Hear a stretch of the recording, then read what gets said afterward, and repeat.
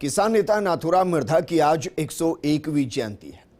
पंचायती राज को मजबूत करने और अन्य जनहित के कामों में मिर्धा का काफी योगदान रहा। प्रदेश में आज उन्हें श्रद्धा सुमन अर्पित कर याद किया जा रहा है। ये रिपोर्ट देखिए। राजस्थान की सियासत के पुरोधा के रूप में नाथूराम मिर्धा को माना जाता है। उन्हें प्यार से लोग बाबा के नाम से भी पुकारते हैं। वो वाकई में जननेता थे। जब वो चलते थे तो जनता का सैलाब उनके साथ चलता था। पार्टी कोई भी हो, लेकिन जनता के दम पर चुनाव में जीत हासिल करना उनकी लोकप्रियता को दर्शाता है। इसका उदाहरण तब देखने को मिला जब नाथूराम मिर्धा ने 1977 में कांग्रेस के टिकट पर चुनाव लड़ा और कांग्रेस विरोधी लहर में भी अपनी सीट बचाने में कामयाब हुए। 1980 में कांग्रेस के विभाजन में वे इंदिरा गांधी के विरोधी कांग्रेस में चले गए और इस पार्टी के टिकट पर नागौर से सांसद भी चुने गए। इससे पहले 1952 के पहले चुनाव में नाथूराम मिर्धा जीतकर राज्य सरकार में मंत्री बने।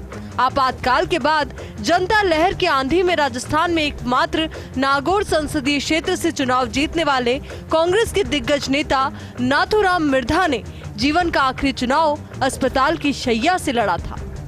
दरअसल 11वीं लोकसभा के चुनाव के दौरान नाथूराम मिर्धा दिल्ली स्थित एम्स में भर्ती थे। बतौर इंडियन नेशनल कांग्रेस प्रत्याशी मिर्धा को चुनाव लड़ाया गया, लेकिन चुनाव जीतने के बाद 74 साल की उम्र में नाथूराम मिर्धा का 30 अगस्त 1996 को निधन हो गया। नाथूराम मिर्धा का राजनीतिक सफर।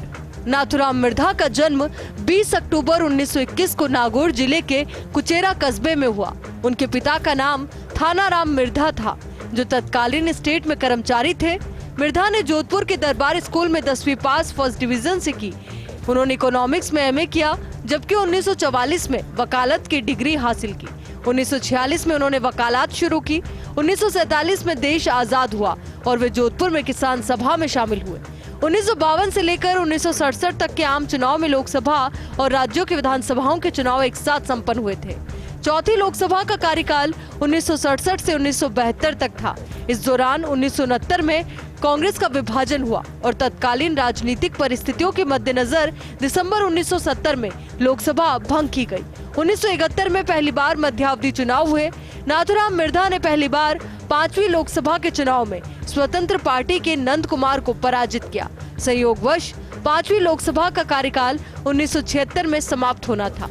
जून 1975 में आपातकाल की घोषणा के बाद संविधान संशोधन करके लोकसभा की अवधि बढ़ाई गई और जनवरी 1977 में 6वीं लोकसभा के चुनाव में नाथूराम मिर्धा ने नागौर सीट पर कांग्रेस का कब्जा बरकरार रखा।